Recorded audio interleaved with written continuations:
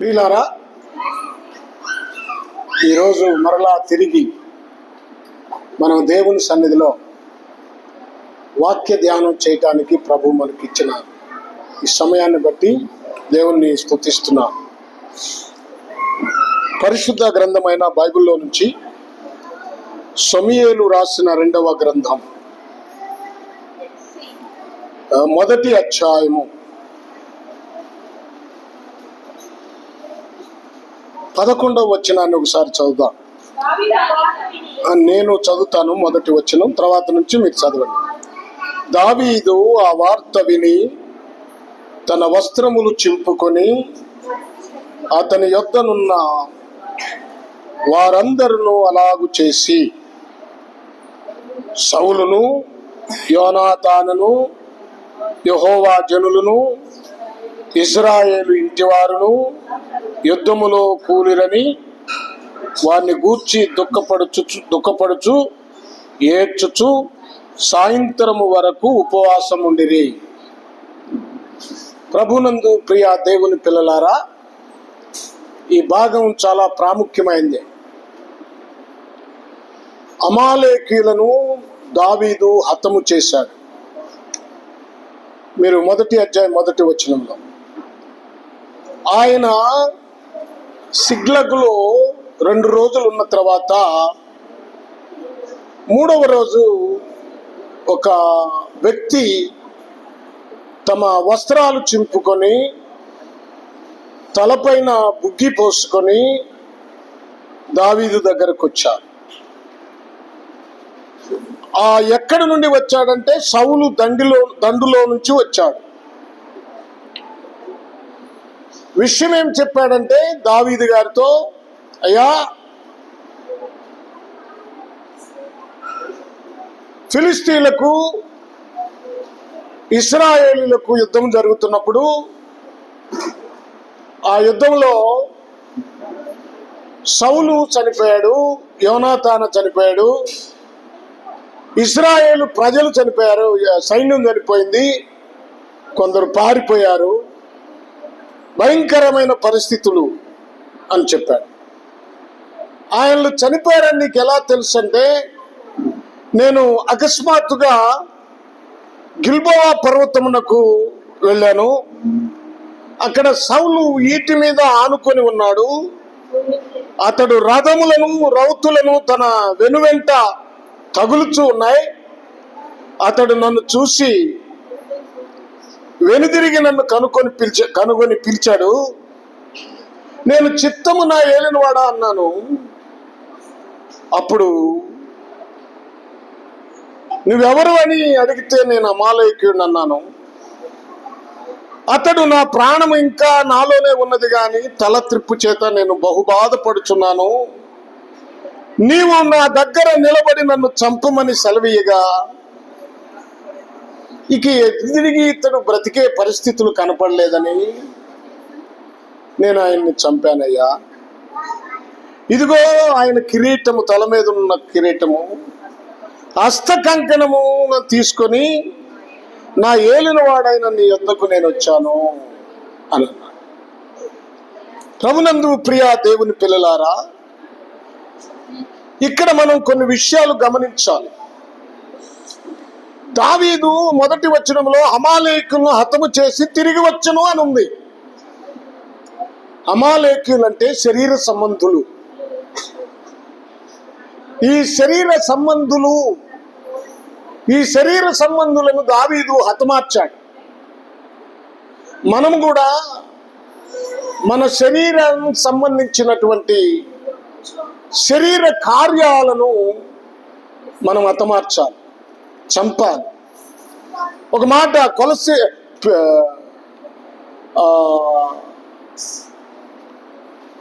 ఒక మాట చూడండి. కొలసీలకు రాసిన పత్రిక 3వ అధ్యాయమా చూడు.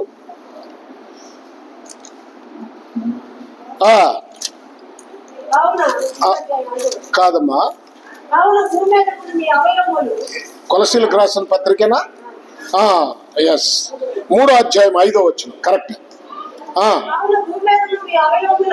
భూమి మీదనున్న మీ అవయవములను అనగా జారత్వమును, అపవిత్రతను, కామాతురతను, దురాశను, విగ్రహారాధనైన ధనాపేక్షను చంపివేయాలి. ఎలాగంటే దేవుడు మనకు పరిశుద్ధాత్మనిచ్చాడు గనక ఆత్మ చేత చంపాలి. చంపకపోతే దేవుని ఉగ్రత నీ మీదకి వస్తుందని చెప్పాడు. ఆ తర్వాత ఆయన దగ్గరకు ఒక వ్యక్తి వచ్చాడని చెప్పాను. అతడు అమాలేకీయుడు. వచ్చి, నేను సౌలు చనిపోయాడయ్యా, నేనే చంపాను ఆయన అడిగితే, యోనాతాను కూడా చనిపోయాడు. చూడండి, అమాలేకీయుడు నేను చంపానంటున్నాడు. అసలు అమాలేకీయులు ఎవరు?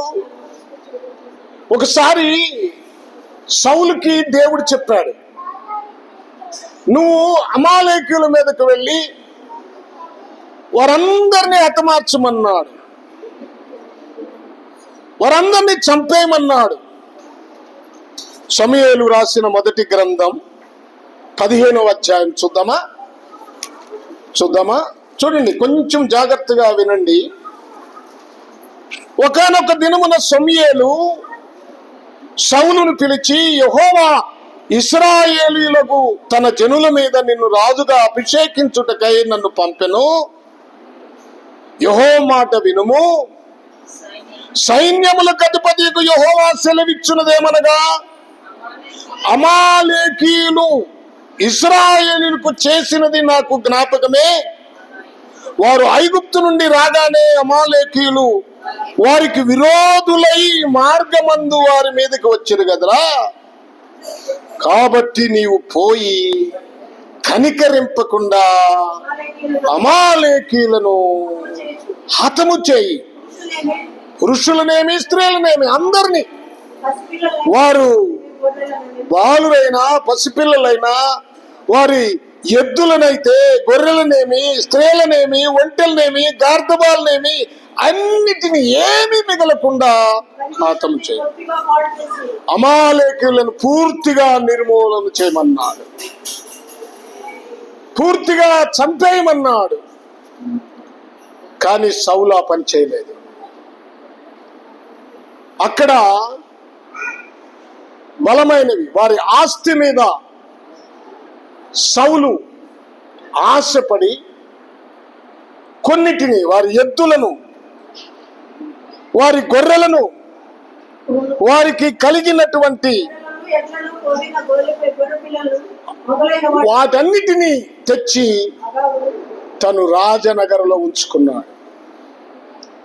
సమూయేలు వచ్చినప్పుడు ఆయన అంటున్నాడు, నేను దేవుని ఆజ్ఞను నెరవేర్చాను అంటున్నాడు. చూడండి 13వ వచనం, 15వ అధ్యాయం 13వ వచనం. రాగా సౌలు, యెహోవా వలన నీకు ఆశీర్వాదము కలుగును గాక, యెహోవా ఆజ్ఞను నేను నెరవేర్చాను. చూడండి, దేవునికి తెలీదా? కొంతమంది అనుకుంటారు నేను చేసేది ఎవరికి తెలియదని, కానీ దేవునికి తెలుసు. సౌలు అంటున్నాడు, మరి అలాగైతే నాకు వినబడుచున్న గొర్రెల అరుపులు, ఎడ్ల రెంకెలు ఎక్కడివి? అవి ప్రజలంట యెహోవాకు బలి అర్పించటం కోసం వాటిని అట్టి పెట్టారు, తెచ్చారని చెబుతున్నాడు. అబ్బాయి సౌలు, నువ్వు అల్పుడుగా ఉన్నప్పుడు దేవుడు నిన్ను ఎంత హెచ్చించాడు, నువ్వు ఏ స్థాయికి వచ్చావు ఇప్పుడు? ఇశ్రాయేలీయుల 12 గోత్రములలో నువ్వు ఎలాంటి వాడు? అల్పుడు, బెన్యామీను గోత్రములోని వాడు. దేవుడు నిన్ను ఎంత హెచ్చించాడు. నువ్వు హెచ్చినప్పుడు, ఎదిగినప్పుడు నువ్వు ఒదిగి ఉండాలి, దేవుని మాటకు లోబడాలి, దేవుడు చేసిన ఆ కార్యముకు దేవునికి మహిమ చెల్లించాలి. ఏంటి నువ్వు చేసింది? మనం కూడా జ్ఞాపకం చేసుకోవాలి. మన పూర్వస్థితి ఎలా ఉంది, మనం ఏ స్థితిలో ఉన్నాం, ఎలాంటి దీన స్థితిలో ఉన్నామో. ఏమీ లేని మనలను, దీన స్థితిలో ఉన్న మనలను దేవుడు కనికరించి ఒక మంచి స్థాయికి తీసుకొని వచ్చినప్పుడు నీవు దేవుని ఎడల ఎలా ఉండాలి? దీన మనస్సు కలిగి ఉండాలి. దేవుని ఆజ్ఞ ప్రకారం నడవాలి.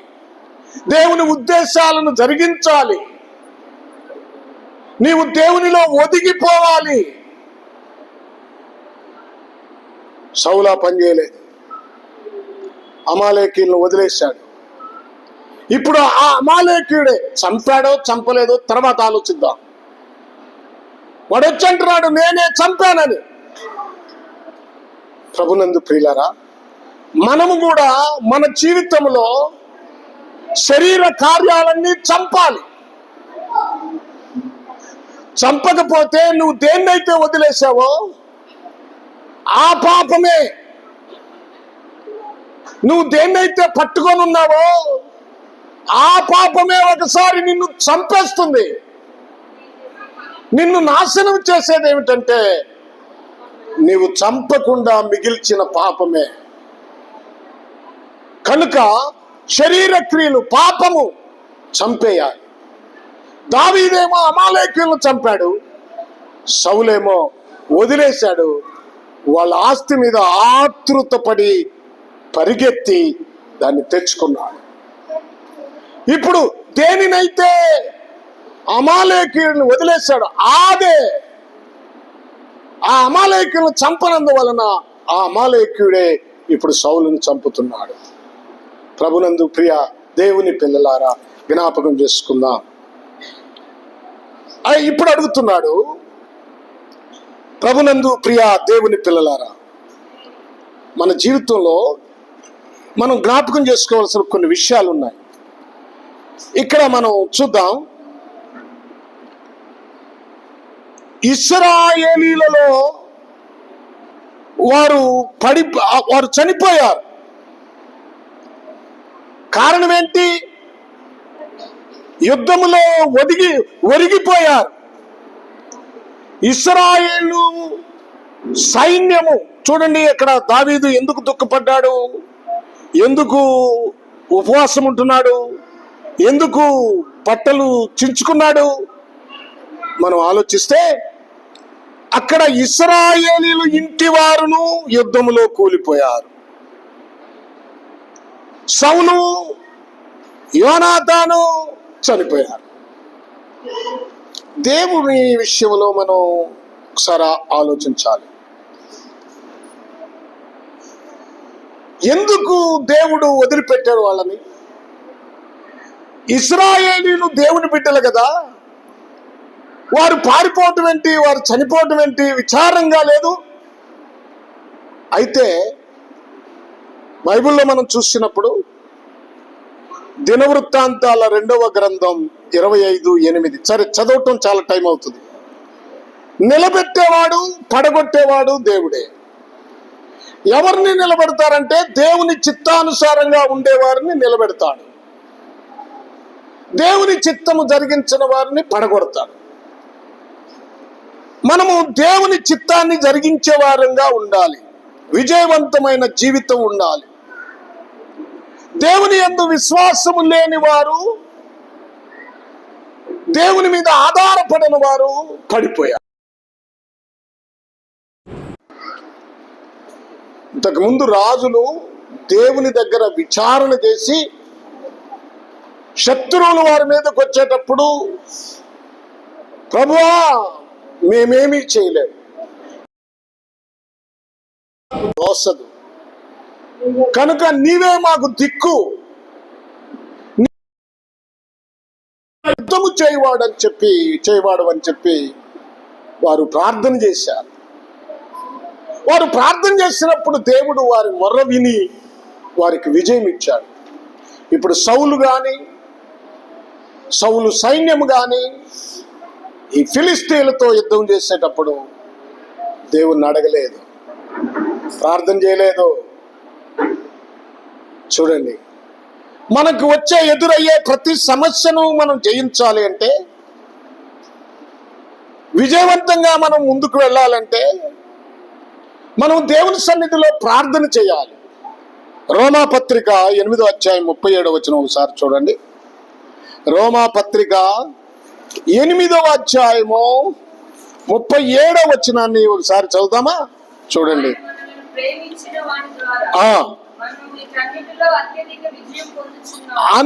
ఎవరు? ఆయనను మనము ప్రేమించిన వాని ద్వారా, అయినను మనలను ప్రేమించిన వాని ద్వారా, మనల్ని ఎవరు ప్రేమించాడు? యేసుక్రీస్తు. ఆయన ద్వారా ఈ లోకములో మనము అత్యధికమైన విజయాలు పొందుతాం, జయిస్తాం లోకాన్ని. కనుక ప్రభునందు ప్రియ దేవుని పిల్లలారా, ఇక్కడ మనం జ్ఞాపకం చేసుకుంటే ఇశ్రాయేలీయులు ఎందుకు ఓడిపోయారంటే, వారు దేవుని మీద ఆనుకోకుండా వారి బలము మీద. సౌలు ఎందుకు ఓడిపోయాడు, చనిపోయాడంటే దేవుని మీద ఆనుకోకుండా వారి సైన్యం మీద ఆనుకున్నాడు, ఆయన బలము మీద ఆనుకున్నాడు. ఇక్కడ గమనించుదాం, సౌలు అమాలేకీయుల్ని పూర్తిగా నాశనం చేయలేదు, దావీదు అమాలేకీయుల్ని హతము చేశాడు అని మనకు చేయబడుతుంది. సరే, ఇప్పుడు మన జీవితం దేవునికి అనుకూలంగా ఉండాలి, దేవుని మీద ఆనుకోవాలి. సార్దీస్ సంఘంతో దేవుడు చెప్తున్నాడు, మీరు జీవించుచున్నారని పేరున్నది కానీ మృతుడిగా జీవిస్తున్నాం, కానీ చనిపోయిన స్థితిలో ఉన్నాం. సరే, ఇప్పుడు సౌలు చనిపోయాడు కదా, చనిపోతే ఆ వార్త దావీదు దగ్గరకు వచ్చింది కదా, మరి దావీదు సంతోషించాలా, బాధపడాలా? దావీదును సౌలు చంపటానికి ఎంతో ప్రయాసపడ్డాడు. రాజైన సౌలు దావీదుకి శత్రువు. చూడండి, సమూయేలు మొదటి గ్రంథం 23వ అధ్యాయము 14వ వచనం.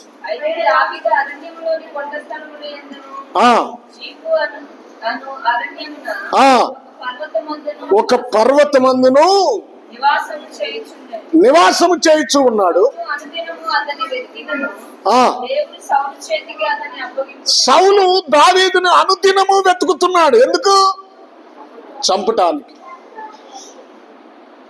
సౌలు దావీదును చంపాలి, ఎందుకంటే దావీదు బ్రతికుంటే ఆయన రాజ్యము దావీదుకు వెళుతుంది, చచ్చిపోతే ఈ రాజ్యము నాదే అవుతుందని సౌలు దావీదును చంపటానికి అనుదినము వెతుకుతున్నాడు.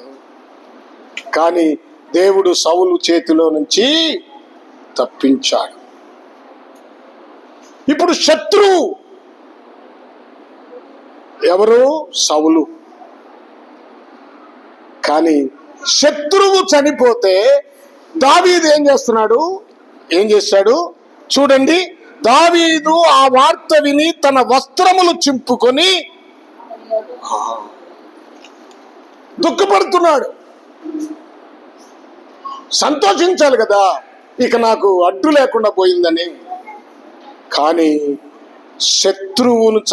శత్రువుని సైతము ప్రేమించే అనుభవం దావీదుది. మనం కూడా ఒకసారి ఆలోచించండి, మనము దేవునికి శత్రువులుగా ఉన్నాం. రోమాపత్రిక 5వ అధ్యాయము 10వ వచనాన్ని చదువుదామా? రోమాపత్రిక 5వ అధ్యాయము. ఏలయనగా శత్రువులమై ఉండగా ఆయన కుమారుని మరణము ద్వారా మనము దేవునితో సమాధానపరచబడిన ఎడల సమాధానపరచబడిన వారమై ఆయన జీవించుట చేత మరి నిశ్చయముగా జీవించదు. 11వ వచనం. అంతేకాదు, మన ప్రభు అయిన యేసుక్రీస్తు ద్వారా మనము దేవుని యందు అతిశయపడుచున్నాము. ఆయన ద్వారానే మనము ఇప్పుడు సమాధాన స్థితి పొంది ఉన్నాం. మనం శత్రువులు, దేవుని మాట వినట్లేదు, కానీ దేవుడు మనల్ని ప్రేమిస్తూనే వస్తున్నాడు, ఆయన ఆదరిస్తూనే వస్తున్నాడు. అలాగే మనం కూడా మన శత్రువులను ప్రేమించాలి. శత్రువు చనిపోయాళ్లే ద్వేషించకూడదు. ఏమండి, మనకు శత్రువులు ఉంటారు, మన కుటుంబాల్లోనే ఉంటారు. మన తమ్ముడు కావచ్చు, అన్న కావచ్చు, లేకపోతే ఇంట్లో ఉండే వదిన కావచ్చు, మరదలు కావచ్చు, అత్త కావచ్చు, కోడలు కావచ్చు. అవునా? నేను ఒకసారి ఓ పెద్దాం చనిపోతే వెళ్ళా, నేను ఇంకిద్దరు ముగ్గురు పాస్టర్లు వెళ్ళాం. పాస్టర్లు వెళ్ళి అక్కడ ఉన్నాం. సరే, ఆ డెడ్ బాడీ వద్ద ప్రార్థన చేసి ఆ లోపల రూమ్లో కూర్చోండి పాస్టర్ గారు అంటే కూర్చున్నాం. మేము వెళ్ళేటప్పటికి కూతురు ఏడుస్తుంది, కోడలు కూడా ఏడుస్తుందో నటిస్తుందో, అంతేగా. సరే, మేము లోపలికి వెళ్ళాం. ఆ కోడలే వచ్చి మాకు టీ ఇస్తా ఉంది. పాస్టర్ గారు, మాలో ఒక ఆయన అన్నాడు, అమ్మ చాలా మంచిది, మీ అత్తగారు చనిపోయారంటే ఆ కోడలు అంటుంది, చనిపోయినందుకు సంతోషపడాలో లేక బాధపడాలో మాకు అర్థం కావట్లేదులేండి అన్న. అంటే ఇప్పుడు ఆమెకేముంది దాసాయం గారు? ఆమెకేముంది? ఇప్పుడు సంతోషం ఉందా, దుఃఖం ఉందా? అత్త చనిపోయినందుకు సంతోషపడుతుంది. ఎవరైనా చూడండి, భర్త తన తల్లి మాట ఎత్తగానే భార్యకు సాతానుడు వచ్చి దూరతాడు. సాతానుడు వచ్చి దూరి గలిబిలి చేస్తూ ఉంటాడు. అలా ఉండకూడదు. అత్తలు కానీ కోడళ్ళు కానీ నిన్ను ఏమైనా సరే నువ్వు వారిని ప్రేమించాలి. బైబిల్లో ఒక మాట ఉంది చూడండి, పేతురు రాసిన మొదటి పత్రిక 3వ అధ్యాయము 9వ వచనం. దానికి ముందు రోమా పత్రికలోని 12వ అధ్యాయం 14వ వచనం చదవండి. 12వ అధ్యాయము 14వ వచనం. అమ్మా, ఏందమ్మా నువ్వు చదివేది? నువ్వు చదివేది ఏందంటున్నా? ఏం మాట అమ్మాయి? హింసించు వారికి వారిని ఏందమ్మా? నిజమేనా? అక్కడ తప్పు రాశారా, నిజం రాశారా? మిమ్మల్ని హింసించు వారిని దీవించుడు గాని శపించవద్దు. మీ ఇంటిలో ఎవరినైనా సరే నువ్వేం చేయాలి? దీవించాలి, వాళ్ళు శపించకూడదు. మీరేం చేస్తారు? ఇక్కడ కోడళ్ళు చాలా మంది ఉన్నారు కదా. ఎంతమంది ఉన్నారు? చాలా మంది ఉన్నారు. అందరు కోడలేగా. అత్త కూడా ఒకప్పుడు కోడలే.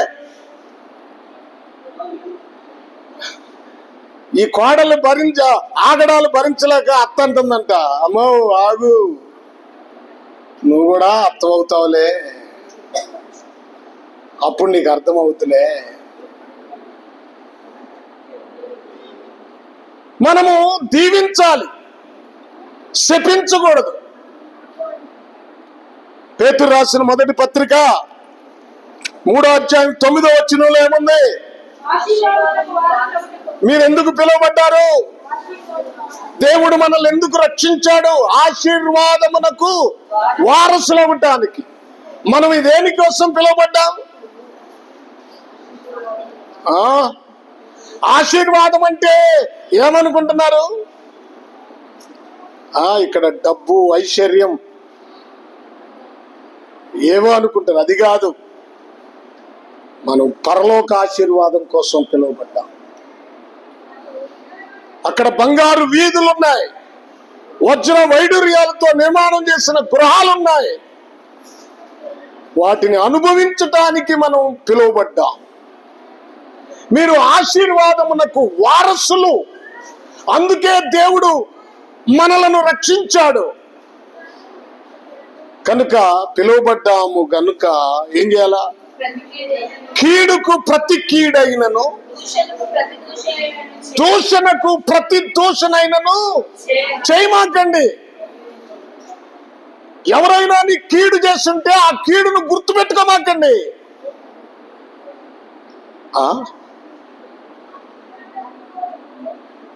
చూడండి, ఒక దైవజనురాలు వాక్యం చెప్తా ఉంది. నేను వివాహమై వచ్చినప్పుడు మా ఇంటిలో మా మామ గాని, మా అత్త గాని, మా ఆడబిడ్డ గాని అందరూ నన్ను హింసించారు, బాధ పెట్టారు. ఇప్పుడు నేను మా అత్తగారిని గాని మా మామగారిని గాని పూల్లో పెట్టి చూసుకుంటున్నాను, ప్రేమిస్తున్నాను. నేను కీడుకు ప్రతి కీడు చేయట్లేదు, దూషణకు ప్రతి దూషణ చేయట్లేదు. చూడండి, కీడుకు ప్రతి కీడైనను, దూషణకు ప్రతి దూషణైనను చేయక దీవించుడి. దీవించటం అంటే వారి క్షేమము గురించి ఆలోచించండి, వారిని ప్రేమించండి. దావీదుని సౌలు చంపటానికి ఎంతో ప్రయత్నించాడు, కానీ దావీదు చేతికి సౌలు దొరికినా చంపలేదు. ఇప్పుడు శత్రువుగా ఉన్న, చంపటానికి ప్రయత్నించిన సౌలు చనిపోతే బట్టలు చించుకుంటున్నాడు. గమనించండి ప్రియా దేవుని పిల్లలారా, గమనించండి. బట్టలు చించుకోవటం దేనికి గుర్తుగా ఉంది అంటే దుఃఖానికి గుర్తుగా ఉంది. దుఃఖపడుతున్నాడు.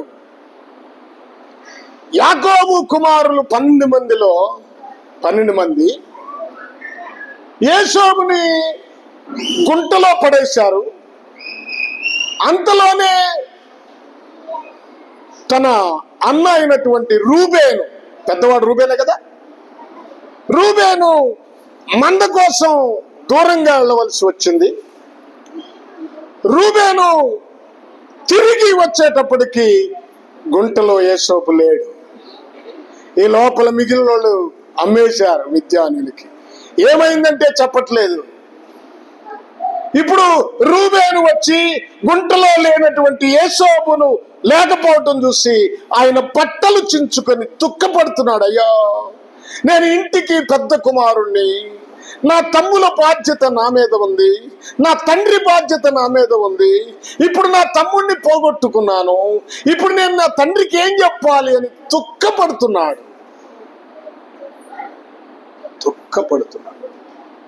బట్టలు చించుకోవటం అనేది దుఃఖానికి గుర్తు. ప్రభునందు ప్రియులారా, మనం చించుకోవద్దులే బట్టలు. మనం ఏం చించుకోవాలి? హృదయం చించుకోవాలి. హృదయం ఆవేదన. యాకోబు కూడా తెలుసుకొని తన కుమారుడు విషయమై దుఃఖపడుతున్నాడు. అంతేకాదు ప్రియా దేవుని పిల్లలారా, యెహోషువ 12 మందిని కనానును వేగు చూడటానికి పంపినప్పుడు 10 మంది చెడ్డ సమాచారం ఇచ్చారు. అయ్యో, ఆ కనానులో ప్రజలు భయంకరమైన వారు, వారి ఎదుట మనము ఎందుకు పనికి రాకుండా ఉన్నాము, వారు గొప్ప దేహదారుణ్యము, దారులు, గొప్ప దేహదారులు, వారిలో అనాకీలు ఉన్నారు, నెఫిలీలు ఉన్నారు, వారికి మనం ఆహారం అయిపోతాం, ఆ దేశాన్ని మనం జయించలేము అంటే, అయ్యో మరలా మనం తిరిగి వెళ్ళిపోవాలి అని ఇశ్రాయేలు అనుకుంటుంటే, కాలేబు యెహోషువలు బట్టలు చించుకొని వారు దుఃఖపడుతున్నారు. అరే, ఎందుకు మిమ్మల్ని పెట్టుకుంటారు? వాళ్ళ ముందు, దేవుని ముందు పెట్టండి. వాళ్ళు అది మంచి దేశము, దేవుడు మనకిస్తాడు, మనం జయం పొందుతాము, ఆ దేశాన్ని స్వతంత్రించుకుంటామని బట్టలు చించుకొని దుఃఖపడుతున్నారు. ప్రభునందు ప్రియ దేవుని పిల్లలారా, సంఖ్యాకాండం 14:6 సరే చదవద్దులండి. ఇంకొక విషయం కూడా ఉంది. న్యాయాధిపతుల గ్రంథంలో యెఫ్తా యుద్ధానికి వెళ్ళినప్పుడు యెఫ్తా దేవుని దగ్గర ఒక వాగ్దానం చేశాడు.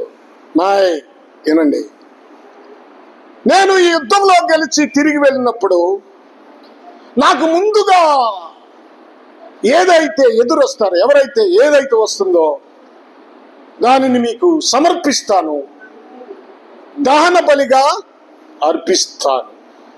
న్యాయాధిపతుల గ్రంథంలో ఉంటుంది.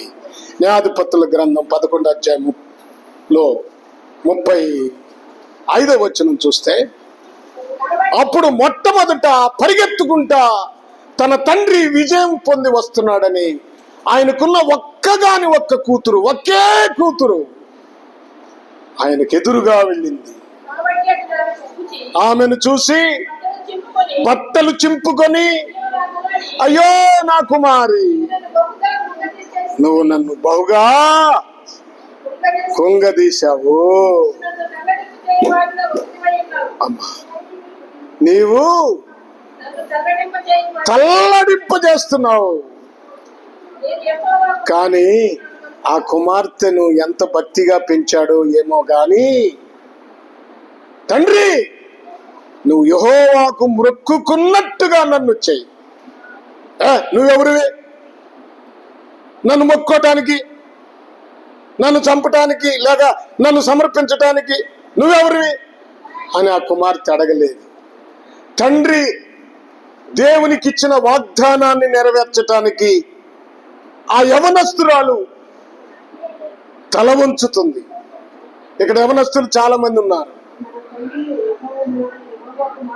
నువ్వు మాట ఇచ్చావు కనుక మాట ప్రకారం జరిగించు, అంత చదువుకుంటా పోతే టైం చాలు. ప్రభునందు ప్రియులారా, యవన కాలంలో ఉన్న బిడ్డలు మంచి సమర్పణ కలిగి ఉండాలి. దేవుని విషయంలో తల్లిదండ్రులకు విధేయత కలిగి ఉండాలి. దేవుని వాక్యానికి లోబడేవారుగా ఉండాలి. ఎలా ఉంటున్నారు యవనస్తులైన పిల్లలు ఈ రోజుల్లో? ఎవరి మాట అన్నా లెక్క చేస్తున్నారా? తల్లిదండ్రుల మాటకు విధేయులు అవుతున్నారా? లేదే.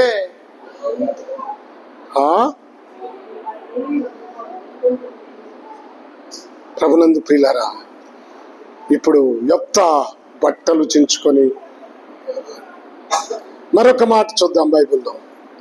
అపోస్తుల కార్యాల గ్రంథం 14:14 చూద్దాం. చూడండి, 14:14 అపోస్తుల కార్యాల గ్రంథం.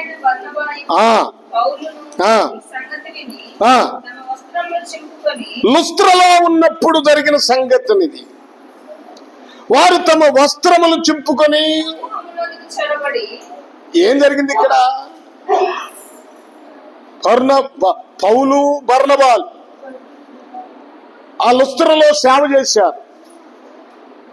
అక్కడ బలహీనమైన పాదములు గలవాడు ఒకడున్నాడు. అతడు పుట్టింది మొదలుకొని కుంటివాడై ఉన్నాడు. నడవలేక కూర్చుండి ఉండేవాడే, నడవలేనివాడు. కానీ వాడు బాగుపడాలని ఆలోచన చేస్తున్నాడు. అయితే ఆ పౌలు అతని వైపు తేరి చూశాడు. స్వస్థత పొందటానికి అతనికి విశ్వాసం ఉంది గనుక ఏమన్నాడు? నీ పాదములు మోపి సరిగా నిలువమని బిగ్గరగా చెప్పినప్పుడు అతడు గంతులు వేసి నడవసాగాడు. దీన్ని చూశారు అక్కడున్న ప్రజలు. ఏం చేశారు తెలుసా? వీళ్ళు దేవతలు, దేవుళ్ళు, వీరు మానవులుగా మన మధ్యకు వచ్చారు అని చెప్పి వాళ్ళని దేవుళ్ళుగా పూజిస్తున్నారు. పశువులను బలివ్వటానికి వారందరూ కూడా సిద్ధమవుతా ఉన్నారు. అప్పుడు వారు బట్టలు చించుకొని దుఃఖపడతా ఉన్నారు. చూడు 14 చూడండి. జనములోనికి సొరపడ్డారు. అయ్యలారా, మీరు ఎందుకు ఇలా చేస్తున్నారు? మేము కూడా మీ స్వభావం లాంటి వారమే. మాకొద్దు ఆ ఘనత, మాకు ఇవ్వద్దు. దేవునికి ఇవ్వాల్సిన ఘనత మాకు ఇవ్వమాకండి. వ్యర్థమైన వాటిని విడిచిపెట్టి సముద్రమును, ఆకాశము, భూమి, సముద్రమును, వాటిలో ఉన్న సమస్తమును సృష్టించిన దేవాది దేవుడు, ఆ దేవుణ్ణి గణపరచాలి, మానవులను కాదు. మానవులను పొగడొద్దు, మానవులను గణపరచొద్దు. ఆ విషయంలో వారు బట్టలు చించుకొని వారు అంగలార్చ దుఃఖపడ్డారు అని చెప్పబడింది. ఇక్కడ మనం గమనించాలి, ప్రభునందు ప్రియ దేవుని పిల్లలారా, ప్రైజ్ ది లార్డ్. ఇప్పుడు దావీదు ఎవరు చనిపోయారని? అమ్మా, సౌలు, ఇంకొక ఆయన ఎవరు? యోనాతాను. యెహోవా జనులు అంటే ఇశ్రాయేలీలే. యోనాతాన చనిపోయినందుకు దావీదుకు బహుదుఃఖమే. కారణం ఏమిటంటే యోనాతాన దావీదుకు ప్రాణ స్నేహితుడు. సౌలు చెప్పాడు యోనాతానుతో, ఏమయ్యా యోనాతానా, యెష్షై కుమారుడైన దావీదు ఉంటే నీ రాజ్యానికి స్థిరత ఉండదు, అతన్ని చంపాలి. యోనాతాను అతడేం తప్పు చేశాడు? ఎందుకు చంపాలి? మనకు సమూయేలు రాసిన మొదటి గ్రంథం 20వ అధ్యాయం 31 అక్కడ ఉంటుంది. సరే వద్దులేండి, చదవద్దులేండి, టైం అయిపోతుంది కదా. ఎందుకు చంపాలి? అప్పుడు సౌలు ఏం చేసి కోపంతో యోనాతాను మీద కూడా ఈటి విసిరేశాడు. చాలా బహు దుఃఖాక్రాంతుడయ్యాడు యోనాతాను. దావీదును చంపడానికి ఇష్టం లేదు. చదువుతారా? చదవండి. అతను ఎందుకు మరణ శిక్ష పొందాలి? ఆయన ఏమి చేశాడని మరణ శిక్ష పొందుతాడండి? ఎందుకు ఆయన్ని నువ్వు చంపాలనుకుంటున్నావు? ఎందుకు చంపాలనుకుంటున్నావు? 34 చూడండి. అత్యాగ్రహుడై బల్ల యొద్ద నుండి లేచి తన తండ్రి దావీదును అవమానపరిచిన అతని నిమిత్తము దుఃఖాక్రాంతుడై ఆ అమావాస్య వెళ్ళేంత వరకు ఉపవాసం ఉన్నాడు.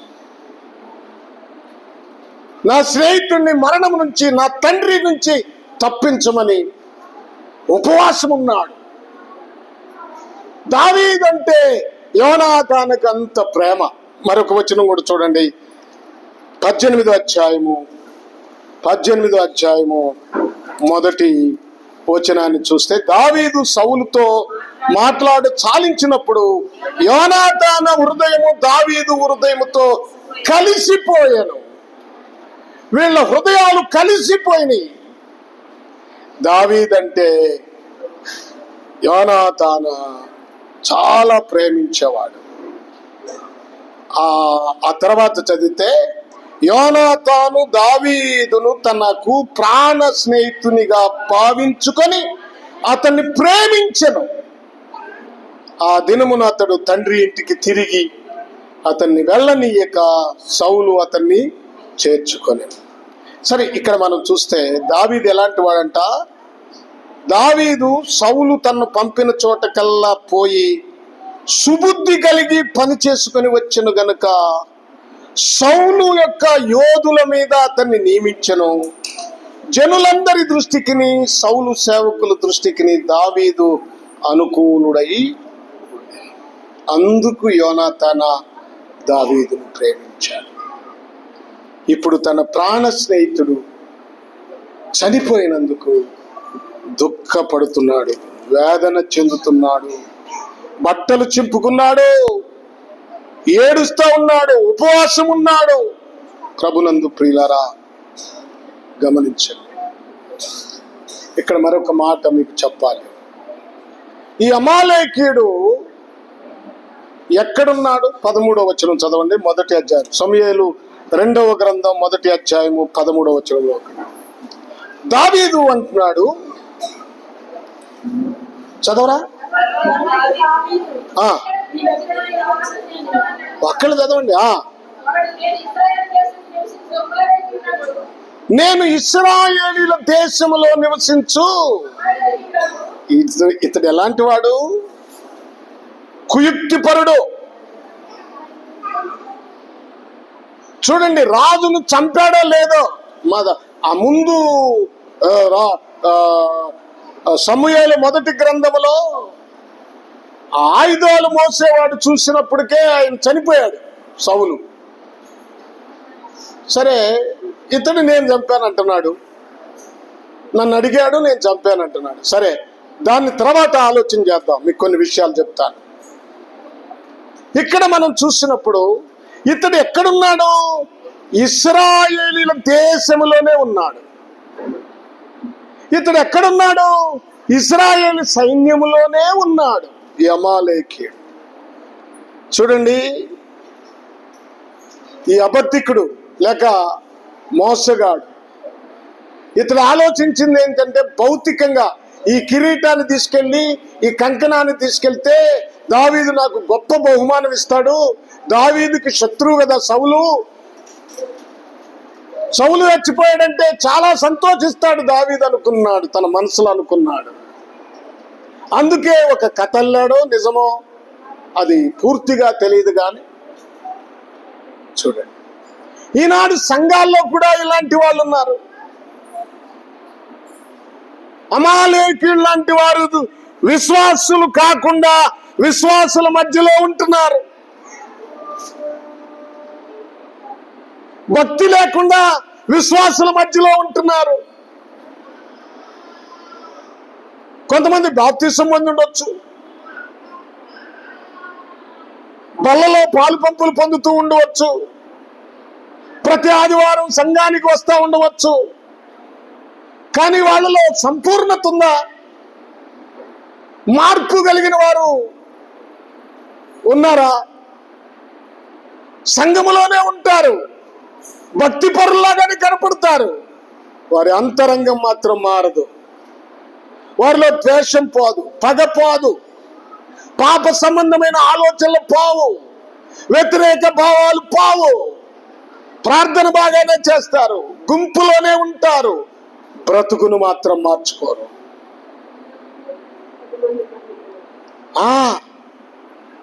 బ్రతుకును మార్చుకోరు. పెళ్లి కుమారుడు వస్తున్నాడని 10 మంది కన్యకలు వచ్చారు. అదొక గుంపు, 10 మంది.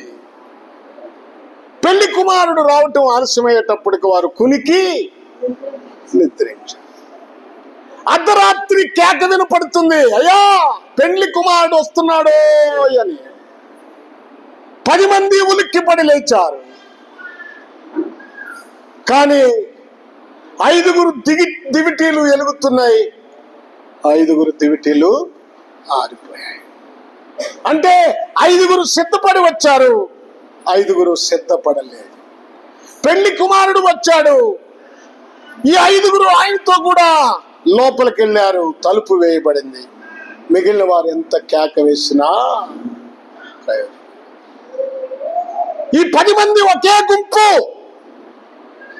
ఒకే సంఘం, ఒకే సేవకుని దగ్గర ఆరాధన.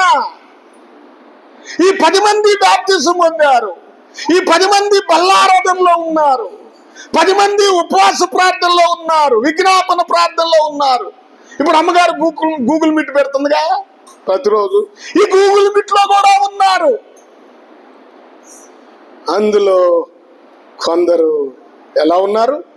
సిద్ధపాటు లేనివారు, బ్రతుకును మార్చుకోని వారు, పరిశుద్ధాత్మ అనే నూనె లేని వారు, వాక్యం అనే దివిటి వెలగని వారు,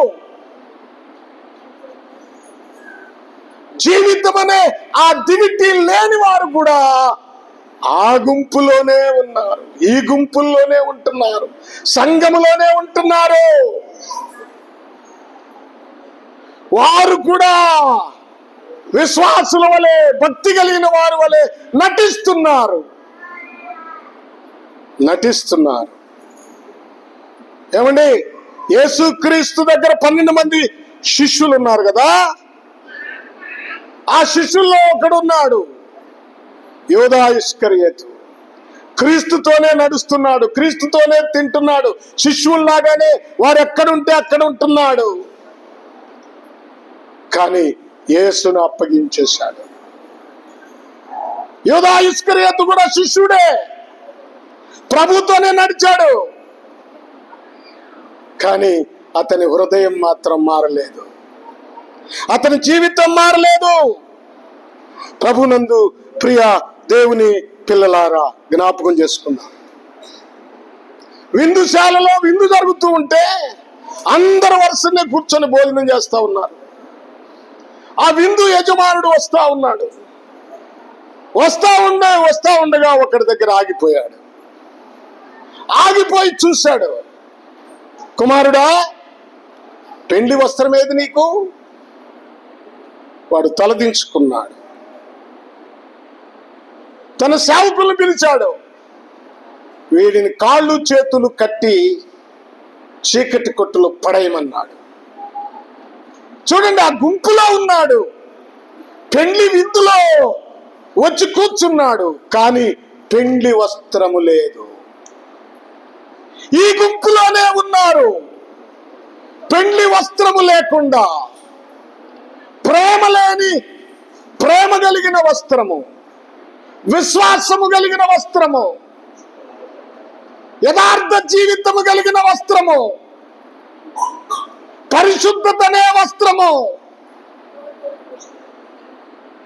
ఇది లేకుండా మలినమైన వస్త్రాలలో, మలినమైన మనసుతో, మలినమైన జీవితంతో బ్రతుకుతున్నారు. వీరు పై వస్త్రాలు చాలా ఖరీదైనవి కావచ్చు, కానీ అంతరంగంలో పెండ్లి వస్త్రం లేదు.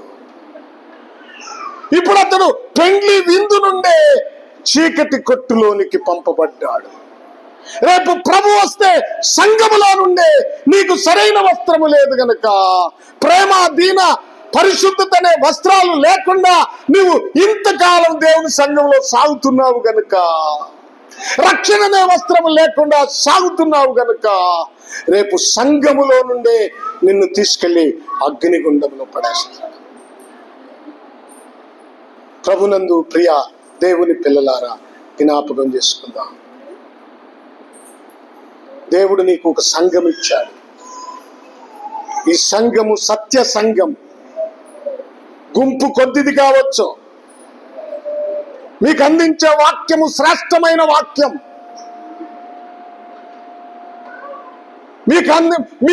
మీకు అందబడుతున్న వాక్యము పవిత్రమైన వాక్యం. మీరు శ్రేష్టమైన వాక్యాన్ని వింటున్నారు, మీ హృదయాలను తీసుకోవాలి. మీ కొరకు దేవుడు ఏర్పాటు చేసిన ఈ సంఘము చాలా శ్రేష్టమైన సంఘము. తండ్రి, కుమారుడు, పరిశుద్ధాత్మ. ప్రభునందు ప్రియ దేవుని పిల్లలారా, కలిగి ఉన్న సంఘము. ఈ సంఘము దొరకటం మీ భాగ్యం, నా భాగ్యం. మన గుంపు ఐక్యత కలిగిన గుంపుగా ఉండాలి,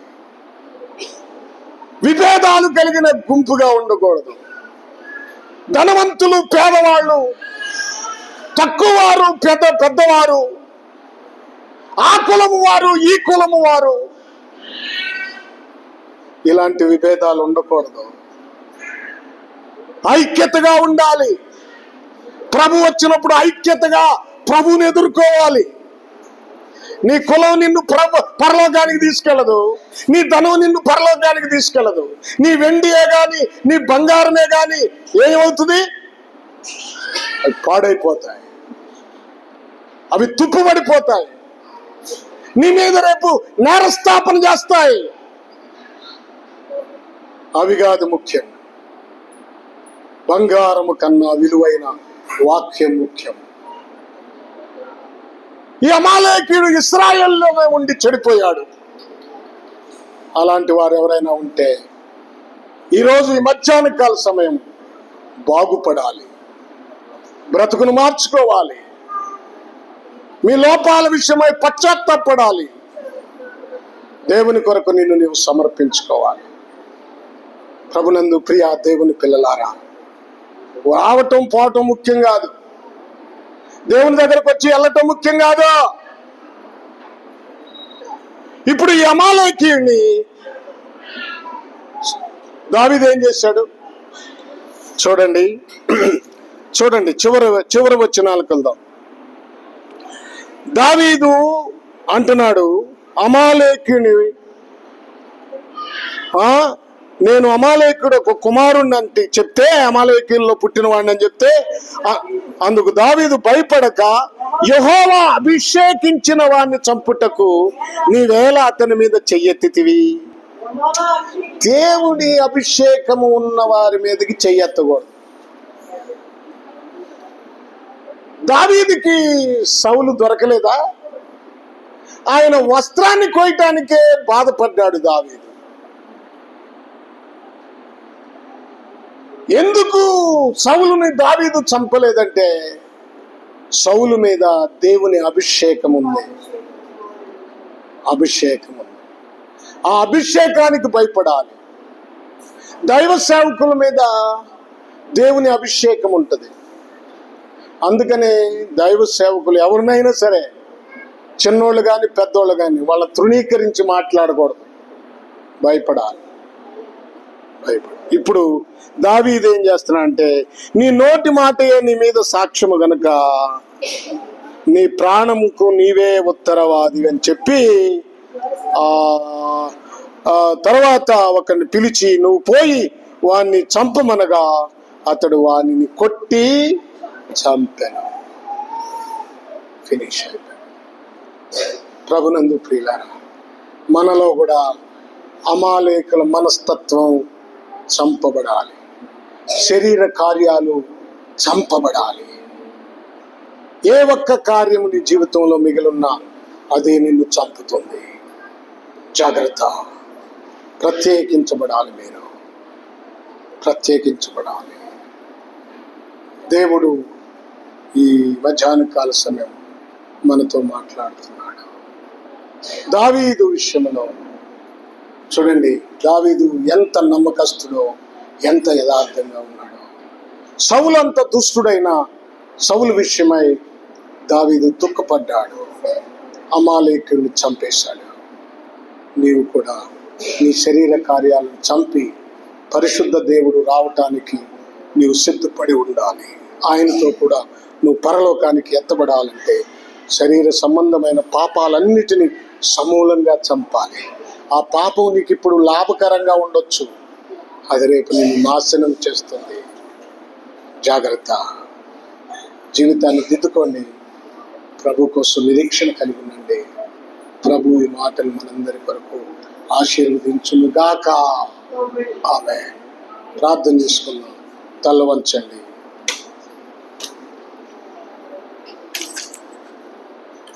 praise the lord. Hallelujah, hallelujah.